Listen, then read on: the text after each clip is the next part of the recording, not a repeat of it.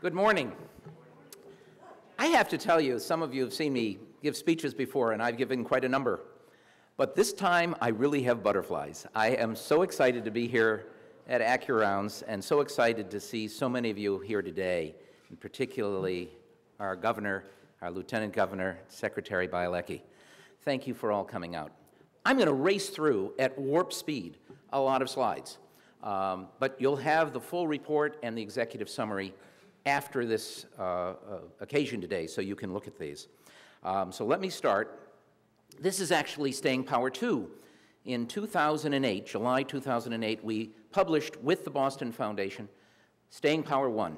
It was a time in which we talked about the Roger Dangerfield syndrome. Nobody gave this industry any respect. But it suggested in this report that after decades of shrinking, manufacturing was coming back.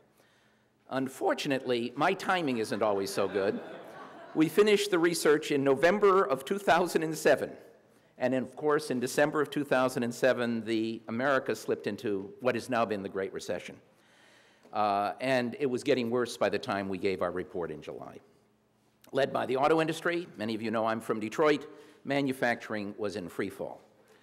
Our forecast of a manufacturing renaissance very soon looked way too sanguine, and the months to come, as the sector's employment plummeted, looked like the ravings of a cockeyed optimist. At least that's what my wife told me. We considered the advice of someone some of you will remember, Emily Litella. Never mind. By the way, I used this in class the other day. There wasn't a single student who knew who she was. Says something about the age of our audience, Governor. So we have a new assessment. And with the help of the Mass Technology Collaborative, the Greater Boston Manufacturing Partnership, RBS Citizens, and the Boston Foundation, who so graciously supported our independent work, you're going to see this report. We've taken a look at what has happened in Massachusetts manufacturing since 2007. We reviewed an enormous amount of existing data from our own Department of Labor, from the U.S. Department of Labor, from the U.S. Bureau of Economic Statistics. We surveyed nearly 700 manufacturers again, and we interviewed nearly 60 manufacturers. This is what we found. This is what things look like between January 2007 and December in 2009. We had projected that employment would decline by only about 3,200 jobs a year. It actually declined by about 36,000. But since November of 2009, and despite the Great Recession, here in Massachusetts, manufacturing employment has been holding its own, and as you'll see, has been growing in terms of its output. You can see the annual rate of change in Massachusetts manufacturing employment falling by almost 5% a year between 2000 and 2006, 4.2% as the recession got underway, but at a minimal 0.3% even as the Great Recession continues.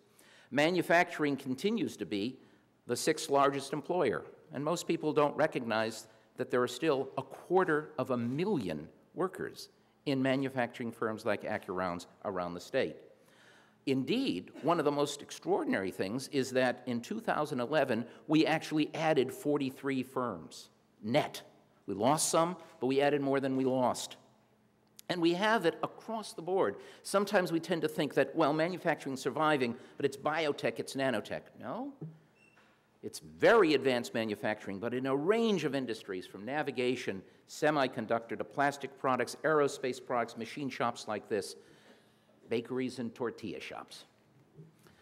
And the very exciting thing is here is the percentage of manufacturing's output as a share of the state's total output, or GSP, gross state product.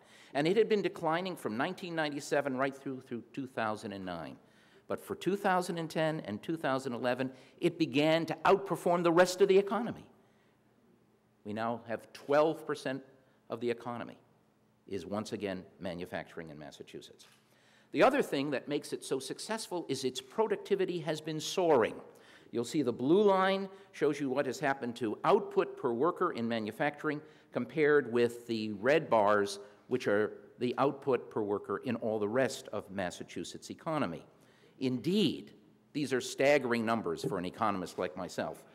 Between 2007 and 2011, despite the Great Recession, productivity grew at an annual rate of 8.7% in manufacturing, as advanced manufacturing techniques, better trained workers turned out more output per hour than ever before. That compares, by the way, with 1.7% for the economy as a whole, 5 times higher, which means we're more competitive. Right? We also know that our workforce here, relative to the US, is more highly skilled. In managerial occupations, about 1 out of 5 jobs in manufacturing is a manager, compared with 1 out of 6 in the US. We have a stronger engineering and science occupational base to this industry, and as a result, while we still have about 42% of our workforce are quote-unquote blue-collar, something I did as a summer replacement work at the Ford Rawsonville plant building carburetors for the brand-new Ford Mustang in 1964, that compares with 55% nationwide, right? And you'll see the education.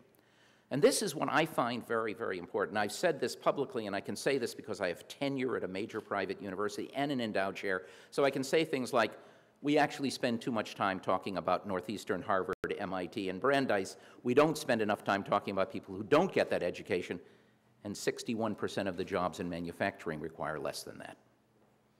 Come back to that. What is also fascinating is, despite the fact that it's the 6th largest employer, manufacturing pays such fine wages and salaries that it is the 2nd largest payroll in the state, only exceeded by the healthcare sector. It's twice as large as all of retail trade, and even larger than the total wage and salaries that are paid in our education sector. It's a big, big sector. Not only does this provide enormous opportunities for those folks in our state who don't get the 4-year education, but it has been a marvelous employer of people who are new to Massachusetts. 26% of our workforce are foreign-born. Over 9% are Hispanic, 9% Asian. So we see this. The other beautiful thing about manufacturing for me, although I live in the city of Cambridge and I work in Boston, is this is an industry that is all over the state. And it's particularly in parts of the state that are still recovering, still coming back, our gateway cities, our older industrial cities. And this is why the recovery of manufacturing will be so important. Paul Grogan referred to the fact, as did our friends from Citizens Bank, that we're going to have a lot of job opportunity in this sector, and it has to do with the fact that the workforce is aging very rapidly. I was in Lynn, Massachusetts yesterday working with their business partnership in the Chamber of Commerce and Mayor Kennedy. And one of the manufacturers there told me, when I happened to mention this, that he had just lost 2 of his finest production workers, both of who had worked for 30 years, and he couldn't replace them, and this was a problem. So the Massachusetts Department of Labor actually did a projection 2 years ago of what would happen going out to 2018, and they suggested that there would be continued decline in employment as productivity exceeded the growth in output, but at a much slower rate than we'd ever seen before. We took this as our projection until we got the results from our survey, which you'll see in a minute. So let's take a look at what we found in our report. Let's first of all look at the structure of manufacturing, the labor force, sources of capital, and changes in the economic environment. Right? The first thing you see is that we have about 36% of our firms are tiny, 1 through 4. About 70% have 20 or fewer employees. Our very large employees, GE, Raytheon, EMC, they represent less than 1% of all firms, but 27% of all employment. But we still have a huge amount of employment in firms of 500 or less, and in fact, we have almost 40% in firms of 100 or less, like AccuRounds. About 72% of these firms are family-owned, which means families are playing a very important role. Only 14% are private investment-owned. And as I said, real wages are critical here. You'll see that for unskilled workers, wages have been about $14 an hour. They've risen very slowly. As you saw on the Globe this morning, family incomes nationwide are lower today than they were in 1995. So we've even had some rise there. But look at what has happened to skilled wages. And that's because we have a shortage of skilled production workers, and we need to fill that need. Right? If you look at sources of capital, we found that about 83%, 5 out of 6 firms, rely on commercial banks. Personal funds, 3/4 of firms rely at least to some extent on personal funds, and to a lesser extent on small business loans, private investment and equity capital, mezzanine and subordinated debt. When we asked firms what was really important, very important or extremely important, we found that about 60% said commercial banks are still the key to our success. That's what really matters. And this was particularly true of firms the size of AccuRounds, 20 to 100 employees. Personal funds critical for more than half of the small firms, and so forth. If you looked at, asked questions about, well, what do you think is going to happen over the next 5 years in terms of your suppliers, your customers, your competitors? Particularly look at what the competitors. We're seeing that there are going to be some more U.S. competitors, but even more importantly, more state competitors, even more importantly, more U.S. competitors, but most importantly, as Jerry Sargent suggested, it's global competition, and we've got to meet that, and we are. When we asked about your expectations about what you're going to see over the next 5 years, they said, well, we're going to continue to see the demand for lower prices, improved service delivery, better product quality. But, and very interesting for somebody who in 1982 was the co-author of Deindustrialization of America, all about offshoring and outsourcing, very few expect that their companies are going to be involved in that. They're staying put. This is a place where they can do their business. So, what is important to survival of this sector? Why do manufacturers want to stay here? Why might they relocate? We asked that question. We also asked about innovation activity, the use of state assistance, and capital access in the future. Number one, repeating number one from our 2007 report because we asked the same question, is what is most important here is the work ethic of the workforce in Massachusetts. It's why we're here. They're innovative, they're engaged, they're experienced, they're skilled. Inertia was another reason. Too hard to move. They also think that there's if we can continue the process of using our community colleges and vocational schools, private trading agencies, we will have an availability of future labor, but only, it turns out, if we really pay attention to that. We then asked, why might you leave? Number one, Governor, healthcare costs. We all know that. Cost of workers' comp, we're starting to do something about that in the state. Taxes and fees, cost of unemployment insurance, future energy costs were at the very top. Things, fortunately, that we're actually paying attention to in this state and trying to do something about those. We asked about innovation activity, and we actually created an innovation index, of which the greatest part of that index was, did you invest in new manufacturing equipment over the last 3 years? Did you invest in more product research and development? Did you invest in education and training? Did you secure at least one new patent? Did you enter into a new formal partnership to expand your business? And this is what we found. We had 13% of firms were extremely high on this, another 20%, 21% high, and so forth. So what does this mean? Well, here's where we need some help. The large firms, which are the ones in orange, and the middle-sized ones that are in blue, ranked very high on the innovation scale.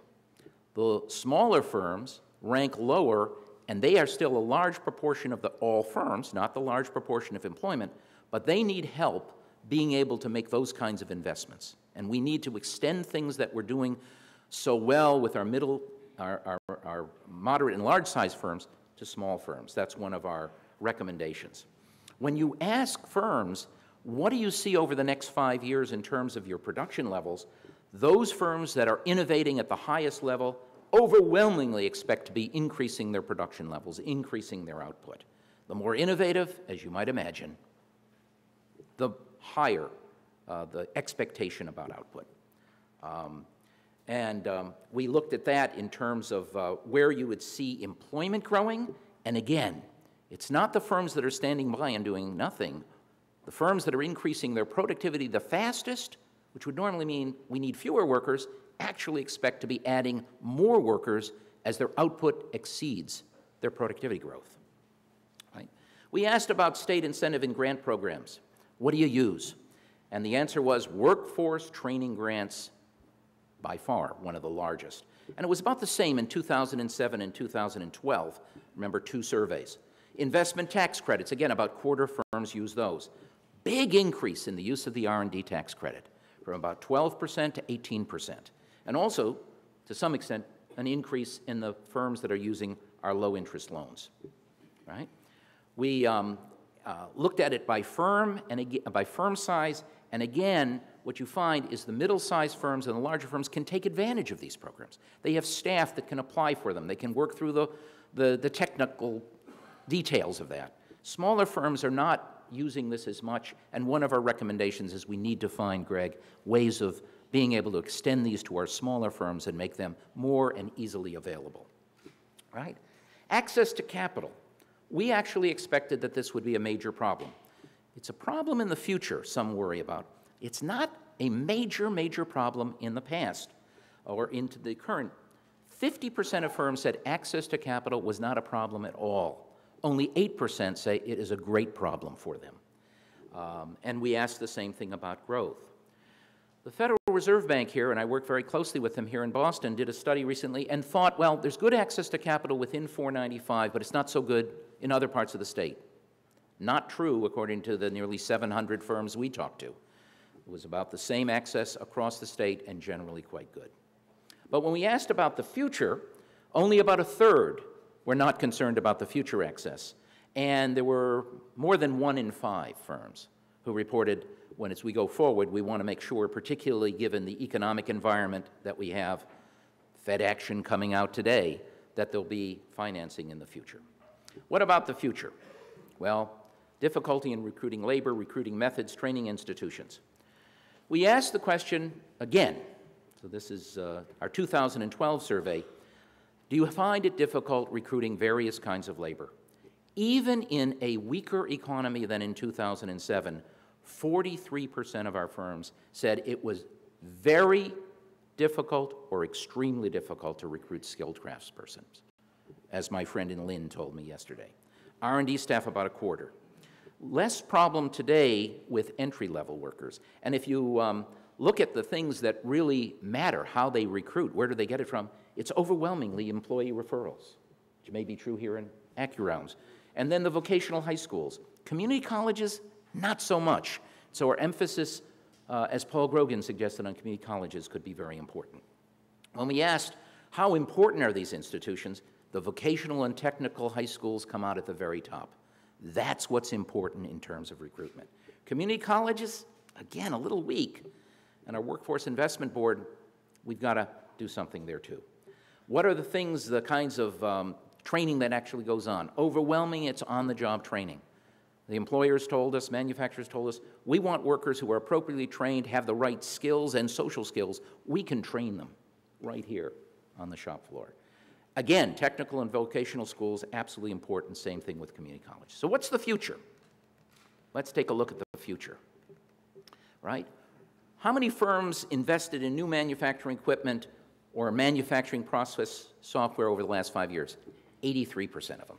For those of you who will take a tour of this facility, which I did this morning, you'll see some of that. Invested in education and training, 50% of all firms.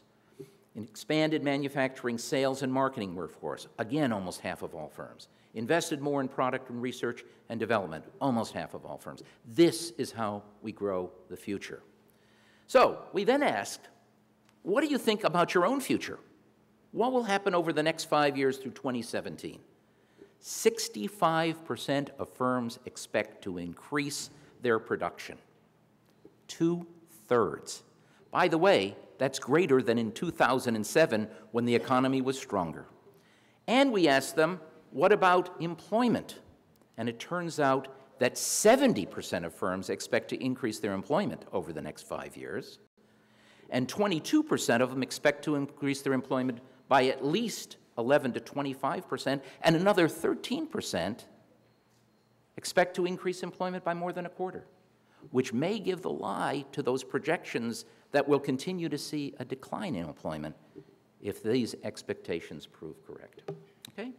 We also asked them about their business expansion plans, right? And these are firms who are committed to staying in Massachusetts, but they're also going to be expanding around the country and even outside the United States, particularly the larger firms. So, what could help manufacturing success? Well, we looked at a number of these. One, manufacturers told us we need to work with the school or community college instructors to incorporate industry standards into their curriculum. creating possibly a certificate in manufacturing technology, serving as mentors and advisors at selected vocational schools, speaking to parent organizations and student groups about careers in this industry. When I was a kid growing up in Detroit, I was college prep. I had 2 years of Latin, I had physics, chemistry, English. I had 2 years of industrial drawing. I had a year of machine shop, a semester of workshop, and a semester of print shop where I printed my own business cards at age 16. My son, who's now a junior in college, went to a wonderful high school here, and if it weren't for me, he wouldn't know the difference between a flathead and Phillips head screwdriver. Too many people are like that. We need to change that. We need to align the vocational and community college curricula with industry needs. We need to, again, increase awareness of this sector. So what are my conclusions? Manufacturing is alive and well. Indeed, even with stronger expectations than in 2007 before the Great Recession. We need to, however, build a closer cooperation between training institutions and manufacturing. We need to continue to promote this industry because this is where much of the prosperity of our Commonwealth is in the future. We don't need Emily Litella. I could tell you that what we said in 2007 still holds, maybe even stronger. Thank you very much.